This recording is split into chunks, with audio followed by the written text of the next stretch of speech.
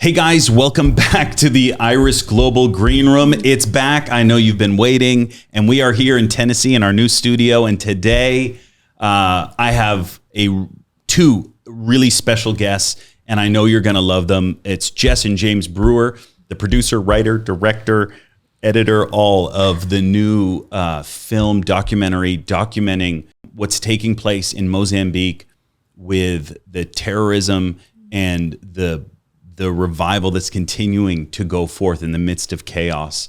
The film is called Nefento. You can find more information about it at nefento.com. But before we get into the interview, I want you guys to take a look at the trailer for the film, and I want you to get a taste of what is about to come this November. So check out the trailer for the new film, Nefento. Since 2017, the insurgency in Mozambique has been blamed for more than 3,000 deaths, with more than 800,000 people displaced and more than 1 million in need of food aid. There are even reports of beheadings of children as young as 11, 12 years old. Here is Al-Shabaab, a homegrown insurgency now linked to the Islamic State group with a taste for abductions and butchery. Mozambique is a very, very poor country. It's the 8th poorest country in the world. And Cabo Delgado, the northernmost province, is the poorest province in the country. It's a humanitarian crisis that the rest of the world has ignored.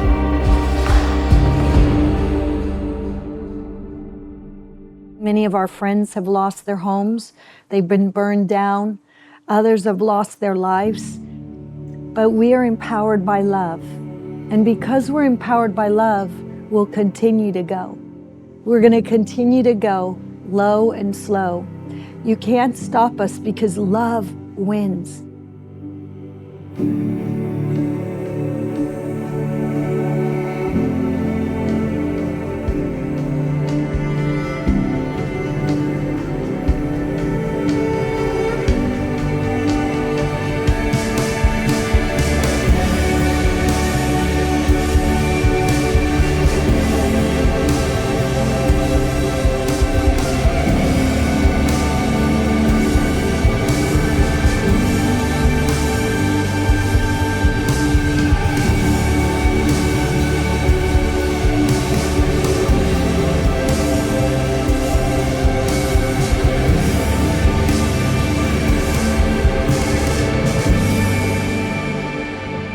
Instead of being overwhelmed by a world filled with so much pain where extremists come and war happens, instead of being overwhelmed by that, we're empowered by the love of a God who is love to stop for the one in need.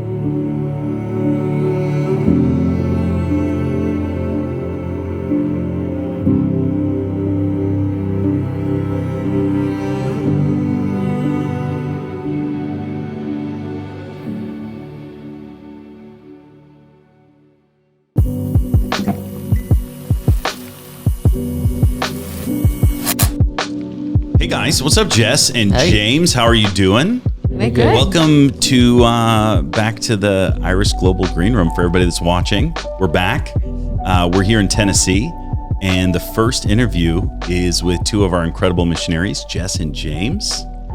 Hola.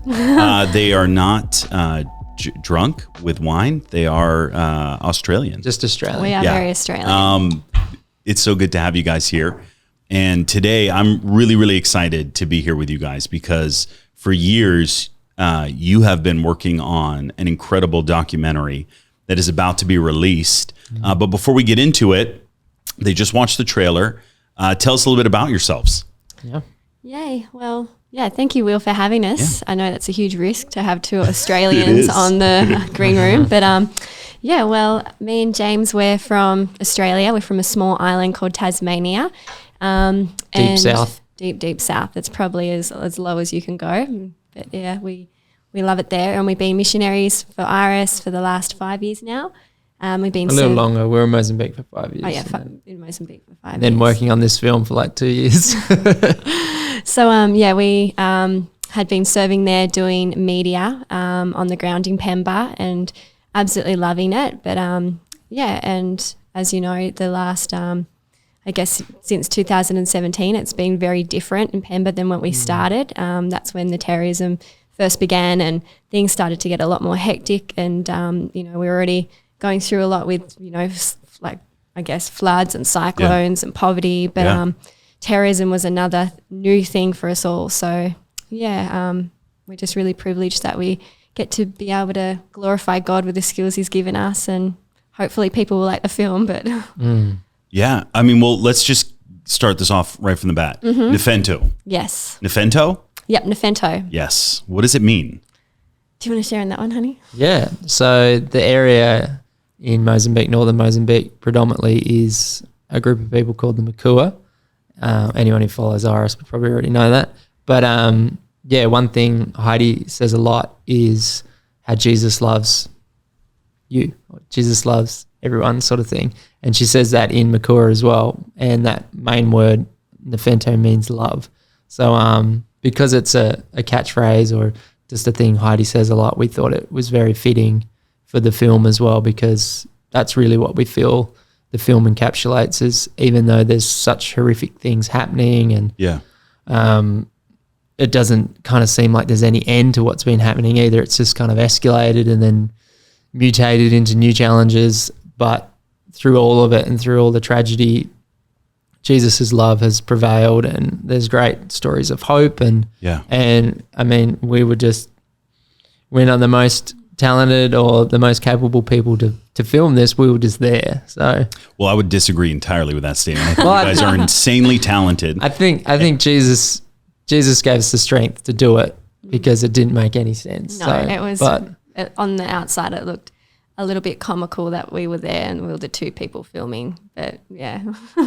But yeah, it's we really hope that it sheds light, because it's still, even though Iris has talked about what's happening there a lot and there's been some media coverage now, it's still pretty much an unknown war, an unknown conflict. And yeah, the title's sake, Nefento, we feel like, giving these people time for their stories to be shared, not just a 30-second clip that you see on BBC News. Yeah. And we're thankful that the media has been covering it more and more, but we really felt we wanted to humanise what's happening there, and it not just be statistics and not just be, there's this other bit of terrorism across Africa or the Middle East. These are actually, we wanted to, you see this person's face, you hear their story and what it's been like, and like for the Christians as well, because it's been an issue of terrorism, but also religious persecutions in the mix as well. So, we're really hoping that sheds light to that, and people feel compelled to pray and get involved in any way that they can, because there is lots of ways that they can help. Listen, everybody just saw the trailer, right? It is a heavy trailer, right? Yeah. It's a heavy film. Why would somebody want to watch this, right? Like, there is so much going on in Africa. There is so much. Everything gets lost in the mix. Yeah. Why watch this? Like, That's a good question. why add more, sadness to everything that's going on? Yeah, I think for us that was definitely a thought in our mind, because when we were in Mozambique, so we didn't think we were going to create a documentary. When we were there, we usually meet media needs, and we kind of always see like what we have to bring not as valuable as a doctor or a nurse or a farmer. And God's really started to just change our thinking, and he's just spoke to us clearly about, I gave you these skills and gifts and I want you to use them for me. And so with that, we just felt challenged that these people deserve a voice. Yeah. And not only the people, but God is moving and God is breathing amongst all the chaos and the craziness and the darkness, like the light is shining. Yeah. And so for us, we also wanted to, I guess, share the testimonies of what it is like to be in these crazy, dark places, but also how the church can rise up and be the hands and feet of Jesus on the ground. And so, of course, there's always stories of terror and conflict and just tragedy that's happening all over the world. And we do pray that what we were able to capture, although shows the reality and it doesn't try to hide it. And we even advised that maybe we should have gone into it a bit more deeper with what the terrorism looked like, but we just prayerfully wanted to show enough to give people a picture, but then also share the glorious news of Jesus and how he is standing with those people and he's advocating for them and intervening on their behalf. And I think you guys captured it stunningly. In fact, I've watched the Rough Cut multiple times, and I think the first 3 times I just wept and wept and wept. For me, the story, I forget the woman's name, but the woman with the special needs child that ran and escaped, Selena. Oh my goodness. Like, I don't know. Wrecks me. It's so powerful and so touching. As you were there and capturing these moments, which you captured a lot, like what is in the film is just a fraction of the stories that you captured. Separate from what people might see in the film, was there anything that's really struck you guys? Was there a story that's kept you up at night as you've processed listening to all the testimonies? Yeah. I think for us, like, we were there on the ground and we had our 1-year-old with us. Yeah. I was pregnant and it was the beginning of the pandemic. So we were there and in March, the pandemic became a global thing, an issue. And for us, having a young family in a war zone, we could really relate to how these families were feeling and how these children and these parents and what they were going through. We could only empathize. For us, that really touched our hearts because we were hearing stories of children and families in the middle of the night, ISIS coming and burning down houses, and in the chaos of the night, without any lights, no phones, no torches, people would flee. And they would lose contact with their children and they would just be running into the bush and would hear stories of how children didn't know if their parents were alive, or parents didn't know if their children were alive or if they'd survived. And that wasn't just one. That wasn't just one circumstance. Right. This was over and over and over again. And that was really hard for us. Like, we would hear that and just picture ourselves being in that situation. Yeah. And I think it's healthy to do because we can be so desensitized to what happens in the world. But when we really try to put ourselves in others' shoes, it motivates us to do something. And that's what actually did compel us more and give us more desire to try to create a film. And the only way we could, like, there's so much in the story of how we got to creating the actual Nefento film, but one way was me telling James that, okay, it'll just be a 20-minute film. And then, because he was just like, there's no way we can do this. Like, this is crazy. We can't, like, and I said, well, let's just try to do something for 15, 20 minutes. And he was like, okay, we'll try to do that. And now that eventuated into something which is closer to about 50 or 50 minutes. 50 minutes. Yeah. So, yeah. One of the things that you guys captured really beautifully was the hope in the midst of the suffering, right? I think you hit on it already. There's so much out there. And we have this phrase, I think, in the Christian world where it's nameless, faceless generation. And one of the things that hit me in my heart when I was over there was they're not nameless and they're not faceless. These are tribes and villages that we have, all three of us sitting here have been to, right? Personally, we've ministered in them, in the villages. We've slept in the property of the pastors, camped in their backyards in tents, and done outreach. So all of this, everything, all this horrific is the backdrop has been years of revival taking place. And I thought you guys really captured the dichotomy of the chaos, the horrific, yet still being in the midst of revival. Tell me about your process in that, because that is a very hard thing, I think, for the Western church to understand. Yeah. How do you have revival and the chaos? Yeah. Yeah, well, I think when we first were approaching the film, we wanted it to be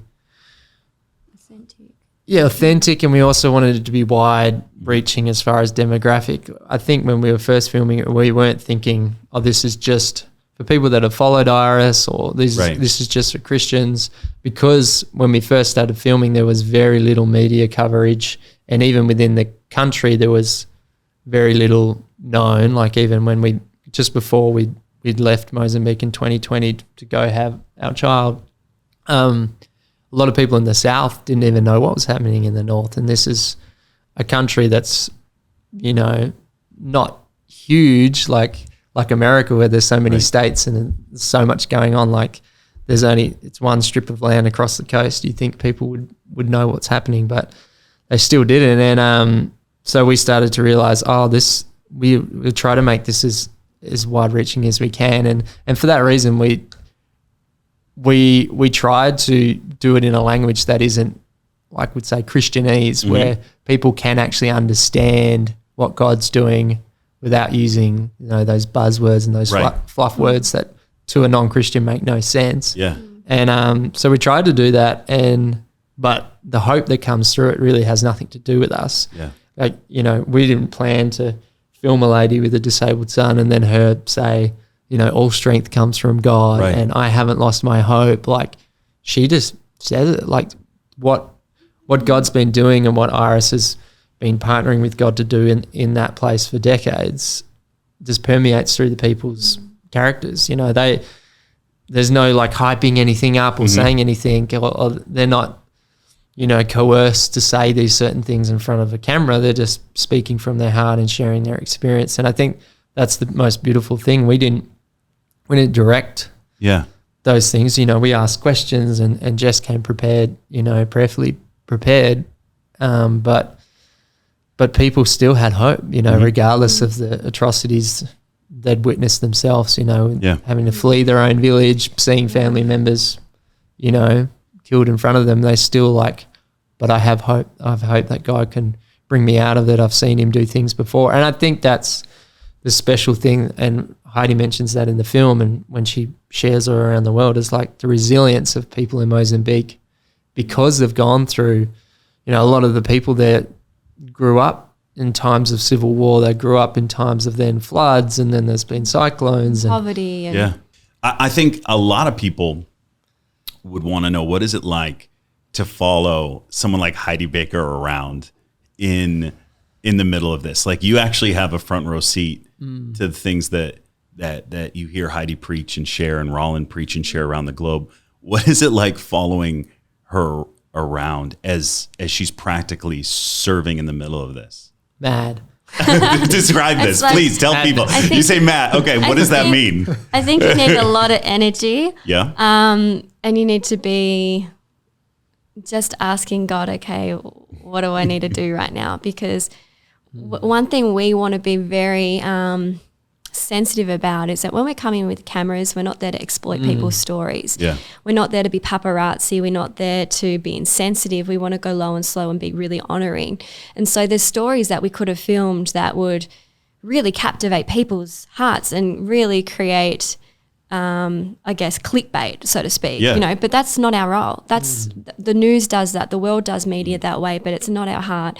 We really want to be honoring and going low and slow and prayerfully asking God, is this a time I put my camera away and I just join in with the ministry and praying and doing the food relief and helping? Or is this a time, Lord, that you give me permission to film, and asking the people permission and consent to film? And that's something that we could have caught so much more, but we would rather miss a story, so to speak, and get that not covered and be honoring and be present. So for us, it was definitely prayerfully asking God as we went with Heidi. And you definitely need a lot of energy with Heidi, because she's supernaturally empowered with such a capacity that and I was pregnant, so I was pretty and I was a fat pregnant lady. He was a big baby. So. It was a very big baby. But it was a privilege. And the last year where we'd been filming things for years with Iris and capturing and documenting what God had been doing, but it's only in 2020 when the pandemic was a big thing, and then all the restrictions and all the different changing logistics that were happening with that we, felt God say to make this film. And Heidi was very encouraging of it. She's like, I really feel like you meant to do this. And we did that, but that had all of its new challenges for Heidi too, because she was wanting to go meet these people because she knew these these people from these far off villages that are now coming into our city of Pemba, Right. and we're trying to gather resources to feed them. Let's give some people a little bit of perspective. Yes. So we're talking Yeah. about the last time I saw the numbers, it was over 850,000 people have fled northern Mozambique Yes. to come down towards Pemba, which Yeah. is kind of on the edge of where the attack is, even though it's come very, very close, just Yeah. miles away from Pemba. So you have this mass exodus of people. Yeah.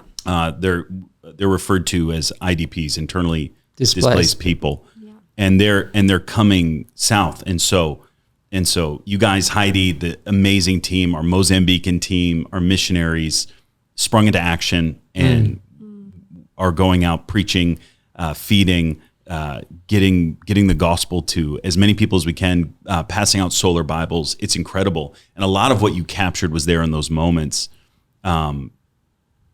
When you captured the video, I forget their names, but it struck me so hard. The woman whose husband was a pastor, Eliza, Eliza. yeah.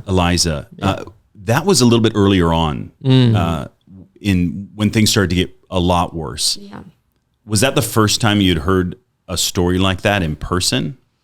No, sadly, like that was literally like we were doing these at that time. We were doing distributions a couple days a week because there was just so much need, and everyone we went to, there was someone with a story like that. Yeah. Whether or not they were, a Christian and had a pastor or part of the church, but everyone had a story where I saw a family member, murdered in front of me, or Someone was kidnapped, or like yeah, and it was like that's another thing where we're just like we need to show the world what's going on here. Like that same day where we filmed her, earlier before we filmed her, it's at the start of the film, Heidi's sitting with another lady and she's lost all of her family. Right. She's now widowed. She doesn't have any children. orphaned. And she's like, yeah, in the same position. And Heidi's like, the world's not hearing this, and we're with these people because the world needs to know what's going on. Yeah. And then, an hour later we sat with Eliza and she started to share her story, and she only gets, a minute into it and she just breaks down crying because, she's been trying to put on a tough front. She's Right. looking after her children and family members' children, and they're sleeping. They thankfully knew someone who's got a house in the area, but they've got no bedding and they're all just sleeping in one room on the floor. And I went with some of the pastors after we filmed that to, just help support them and do whatever we could to see what their living situation was like. But yeah, we would hear that all the time, and it was like, it was getting to the point where it's like, I don't know, for our friends that have stayed and continued on the work, and the Mozambicans as well, it's like, there's an element where obviously you start to almost get desensitized to Or that overwhelmed, that like story, or you overloaded. don't even know how to digest Process. it. And yeah, it's What has that done to your faith? Because we were together during the cyclone, and that was chaos. the year before. Yeah. Yep. And then I went over for about a week and struggled the entire time I was there. How do you guys process that? Yeah. The goodness of God, and being in the midst of this revival. What did that do to your faith? Yeah, I mean, it made us trust Jesus a lot greater than we did before. Explain that, because people are like, "That's crazy. That's a crazy concept." Even before the cyclone comes, and I know we joke about it, and you tease me about it.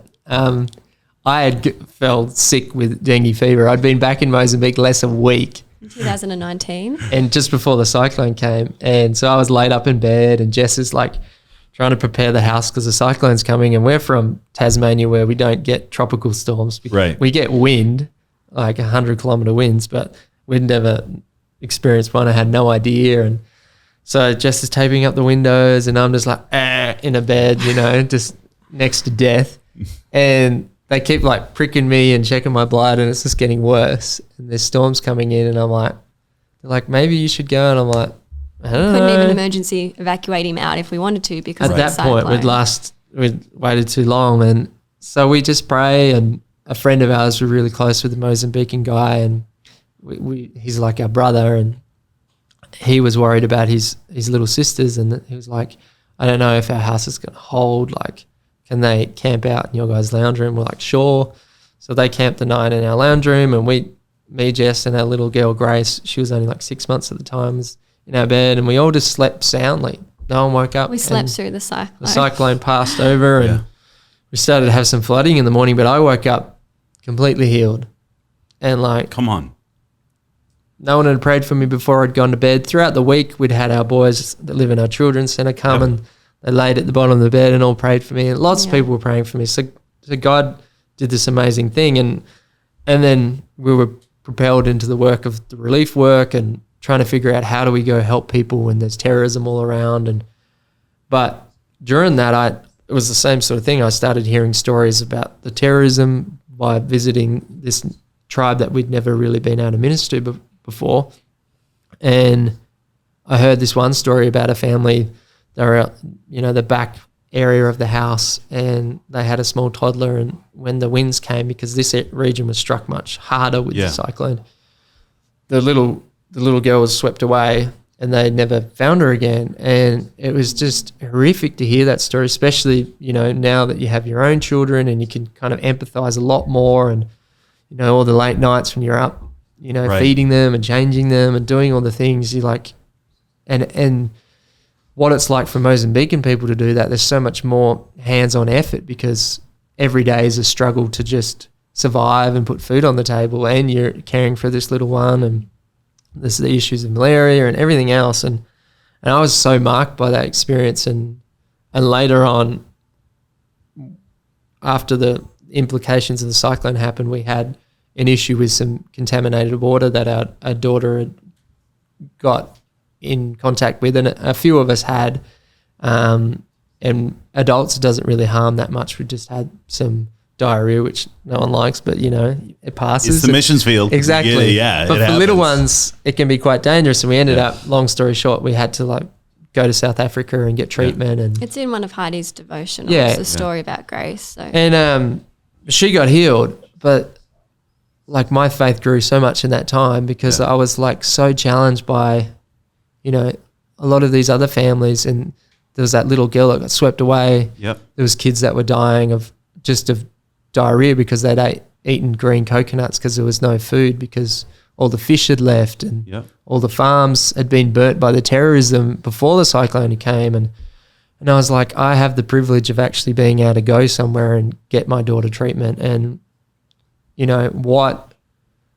what makes my child more important than this Mozambican child? And nothing was my answer. And I was like, how dare I have entitlement over my own child? And I want to care for her, everything in me that I can and protect her. But it just gave me this perspective of God's heart of his heart breaks for this injustice that happens. And as Iris, we want to be, spreading the gospel, but we also want to be meeting those, basic humanitarian needs. And it was so overwhelming, but seeing God come through and meet the needs of those people, even when we're adapting to new challenges, adapting to this war escalating, adapting to COVID things happening, God gives, Heidi strategies, God gives Rafa, our base leader, their strategies. It's phenomenal to see what God can do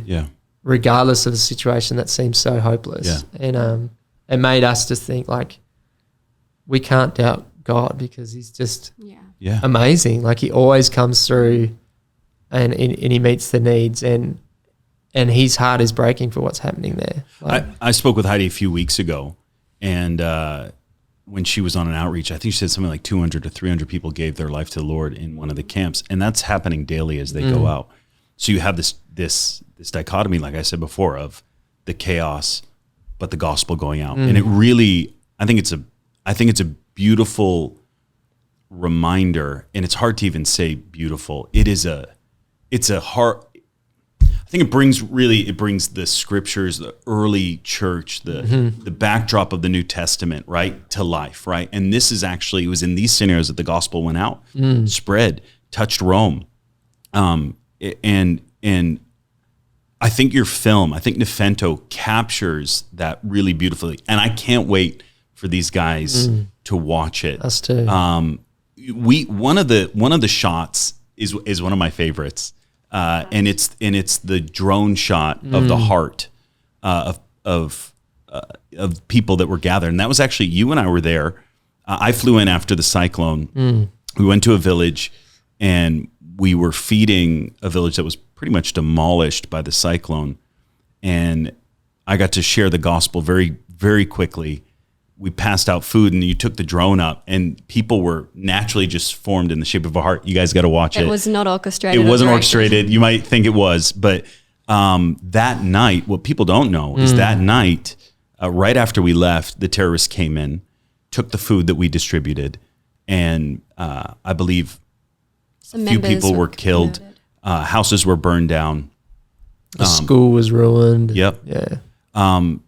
It's those moments that, at least in my life, as I left there and heard about that the next day, that you have one of two options, right? You can go into your flesh and into, just the world mindset, or you can fall deep into the heart of Jesus. And because the only food is the gospel, right? Yeah. We can feed, and yes, we do whatever we can to feed, and we're doing that. But without the gospel, we perish anyway. Yeah. I know we have a limited amount of time with you guys today, but we have something with the launch of this film. We have a website for people that are interested. Yes. Can you talk a little bit about that? If people want to see the film, how can they see it? If people want to show it in their churches, how can they do it? Can you just fill everybody in real quick? Yeah. So you can go to NIFENTO.com and Spell that out. You want to spell it out? Because people are going to do silent G's and stuff.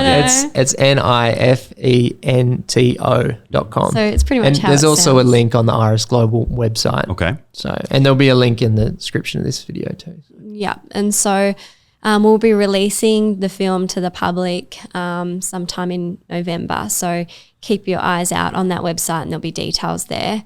And also if you're a church or you've got a small group of friends or anyone who wants to host a premiere, you can do that as well. There's a form on there you can fill out and request to host a premiere before it goes public. So and we've already had like 50 plus groups already. Yeah, and so the film will be free. We felt really strongly that it needed to be an offering to God. So and free access for everybody to be able to view and hopefully to grow from and to learn from and to be prayerfully considering those who are in Mozambique, but also hopefully it will bring insight to what it could be like for other people in war zones all around the world. So you can go to the website and get some more details there. Great. And there's the trailers there. It's as well. It's on our YouTube channel, and eventually it'll go up on our YouTube channel. There'll be access for everyone. But we really felt as we were praying through this that I'll never forget. You brought I think the rough cut, and we were like, oh, are we going to put this up on YouTube? And I think that was our original plan, was like just to get it out there. But when I saw it, I was like, this is bigger than just let's throw it up as it gets lost in the mix of all the other amazing videos that we put out. It's really important that I feel like the timing of it's just incredible. And it's really important that as many people see this as humanly possible. I think it just brings so much glory to the Lord, so much insight into the early church and to what revival looks like amongst unreached people groups, and the joy of the Lord in the midst of suffering. It captures it better than almost anything I've ever seen. And I know that everybody watching this is going to fall in love with the film. And so to you guys who are watching this, number one, share this. Listen, these guys didn't make this to become a big thing at all. That's not our heart, but we do want as many people as humanly possible to see this.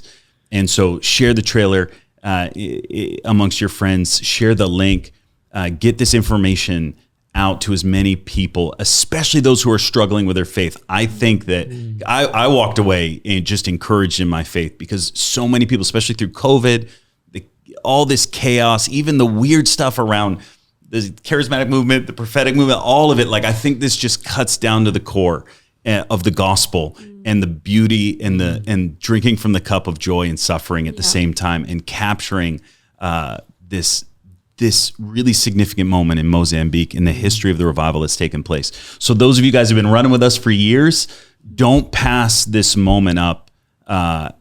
Take a step, get on our website, start sharing this, start talking about it. And as we come to that November release date, we're going to be releasing more and more and more. But get involved and share the link, because I want as many people to see this as humanly possible. And I just want to, as one who's been running with you guys, we've been friends for a long time. Yeah. I am so proud of the excellence that you've brought to the Iris Media, and your own story. Like, you guys can be off doing a million things and being incredibly successful, but you have felt this call to serve the Lord with your gifts and your talents. For anybody out there watching this, right?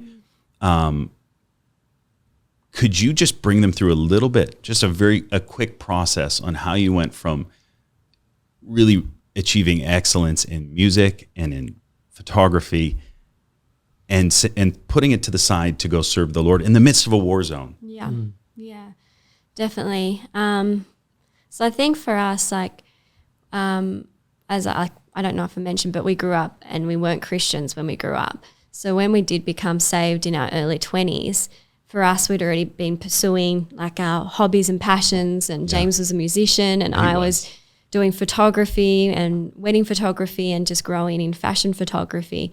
And we even shot things like music videos, and we're doing all these things that we loved. But when we became saved, for us, we felt like we had held all that stuff as an idol.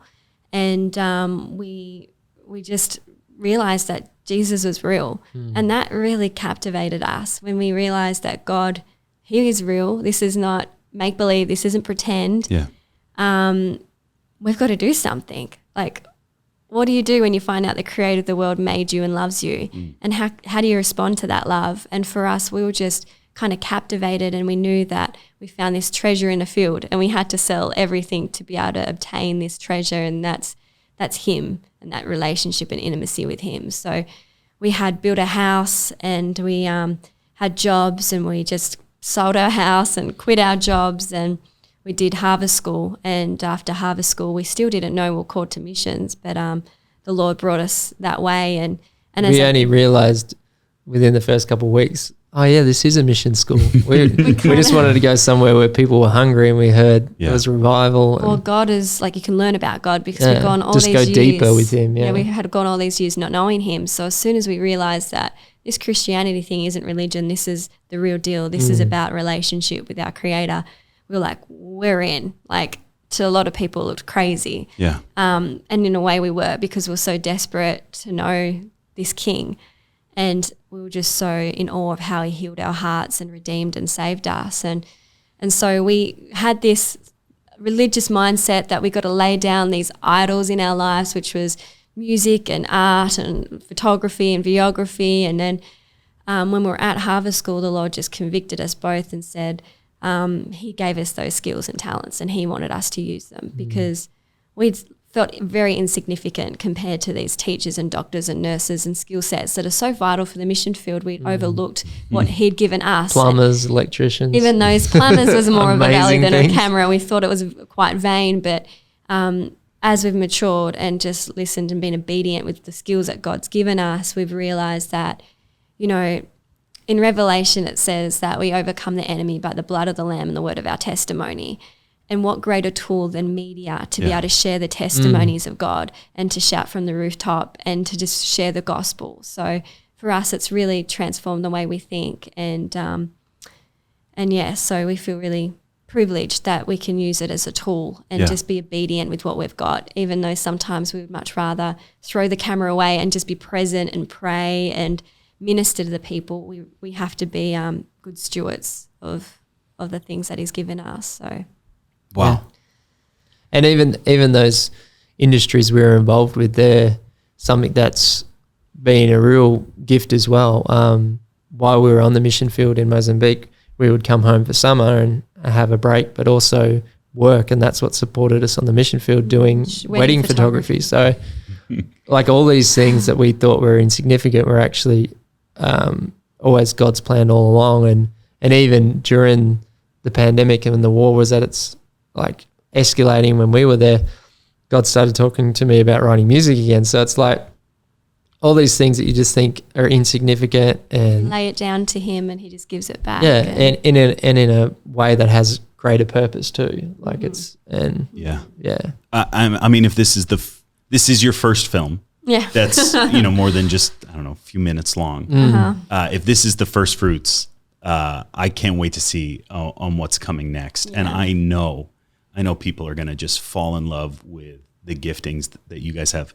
This is done with excellence. I'm just blown away by this, and that's why I wanted to have you guys on so you could share your story and share the vision of what God's done in this film. So, thanks, man. Jess, James, thank you so much for coming on. The Green Room being the first one back in Tennessee. You guys are the first in Tennessee, so thank you so much for coming on. And for all of you guys that have watched this, like I said, go to Nefento.com. Check it out. There's information there. There's information on how to get involved, information on if you want to do a showing in your church or your small group. Sign up, get involved, and like and share this video. And just help us out as we want to share this free gift of a story that needs to be told and that you guys are going to get to see. And I believe your life is going to get rocked by this film. So Jess, James, guys, I love you. Thank you so much for coming on. Thank you so much for just devoting yourself for years to capturing, serving, and putting together this beautiful testimony of God's goodness in the midst of chaos. And I'm sure we'll have you back on to talk about it some more. But thank you so much for coming on today. Thank you, Will. Pleasure, man. Bless you guys. Thank you. Bless you.